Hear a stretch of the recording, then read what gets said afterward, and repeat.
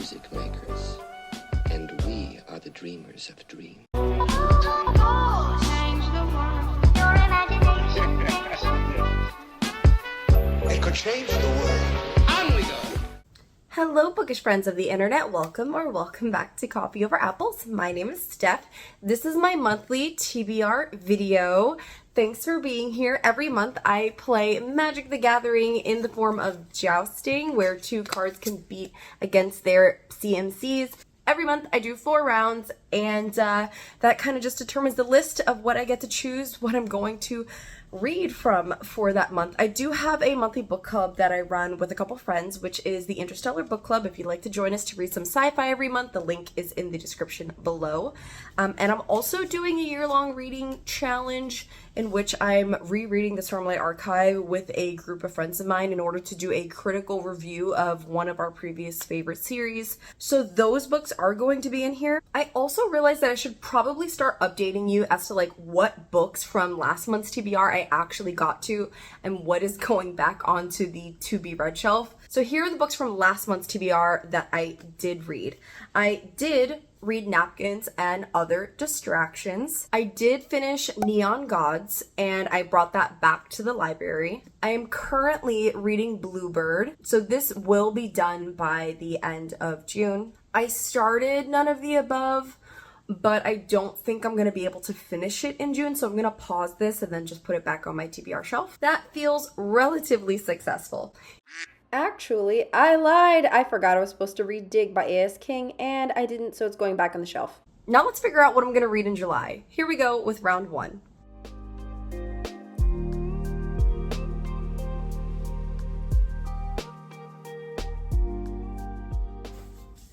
Welcome to my playmat.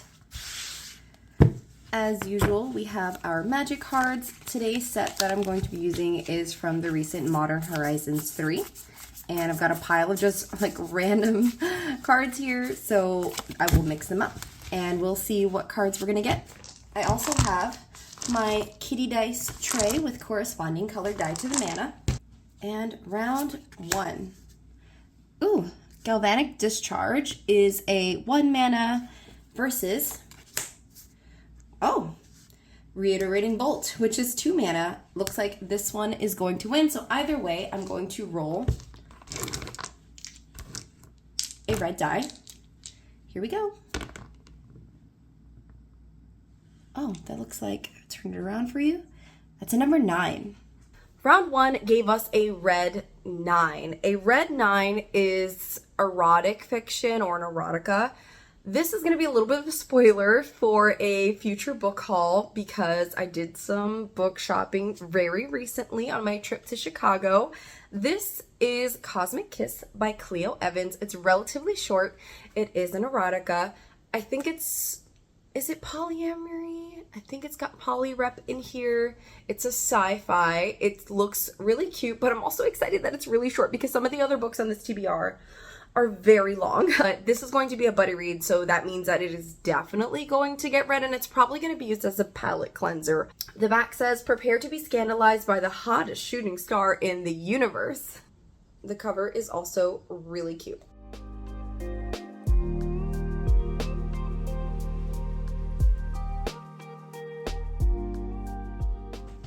Round 2.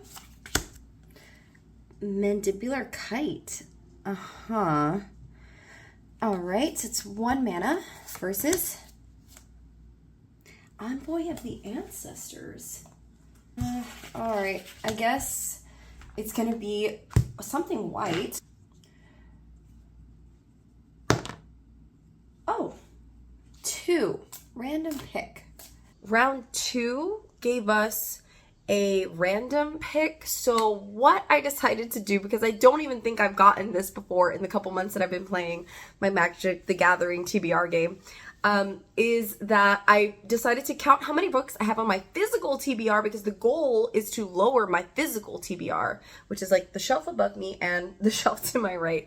In total, I had 80 physical books, which is actually higher than it was in the beginning of the year, even though I've been reading a lot of books every month from my physical TBR. And I also did an unhaul recently. I have a problem. So I decided to use a random generator online, and the random number that I got was number 29. Counting my physical TBR from left to right, and when I got to the 29th spot on my TBR shelf, it gave me this chunker, which I don't remember if it was on a previous TBR video. I don't think it was, but this is the Black Experience in design, and even though it's chunky, it's got a lot of pictures. Pictures are good, and graphs. I like pictures and graphs. This is an art theory book. It's got a bunch of contributing writers and artists to it. And from what I understood when I very excitedly picked this up, it's about how data is specifically skewed based off of the implicit bias of people who make systems, or people who are involved in like UI and UX, and kind of just like the installment of spaces where people of color, specifically Black people, try to integrate themselves to be able to use these systems, and how they're not properly representative of the diaspora. But when I read this, I'm definitely going to do an independent review for it, and I'm probably going to read this really slowly. It's something that I'm reading more specifically to give myself some mental chewing gum for my art practice, so that's always exciting.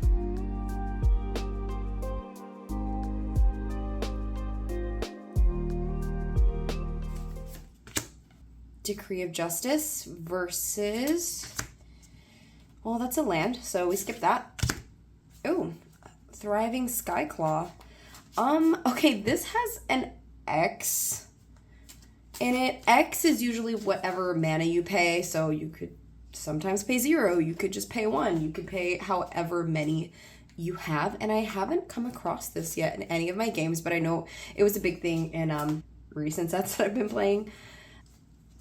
All right, so I think technically because the minimum that X could be is 0, I'm going to count that as 0 and say that these two are even. Actually, this one has flying, which flying means that it is going to fly over and fight the next one as part of the rules per my game. So it is flying and fighting Inspired Inventor, and which is only 3 mana, which means I'm going to roll a red die.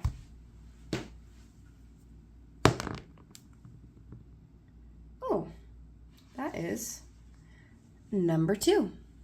Round 3 gave us a romance.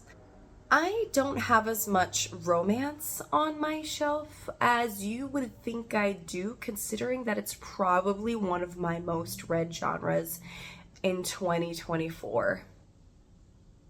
And I don't know how I feel about that, considering that I feel like I'm hungering for some horror. But I went with one of the few romances that I have on my physical TBR, and I also wanted something that was not going to make my brain work really hard. Just pure entertainment, pure enjoyment. I'm going with K-Pop Confidential. This has been on my TBR shelf for a long time. I'm also hoping that this is a palate cleanser if I can get to it. I'm secretly a K-pop stan, but like not that hardcore. Maybe I'm not even a stan because I'm super picky with my K-pop. I picked this up at one point because I was interested in looking for books that are more accurately representing what happens in the K-pop world, because the other ones I read or like dived into a little bit were a little bit too optimistic and wonderful. And I'm like, this is hard. This is a hard thing to do. It is a lifelong dedication. It is a lot of sacrifice. So kudos to people who actually go forward with that dream. But I'm hoping that this is kind of a little bit more straightforward. You know what I mean?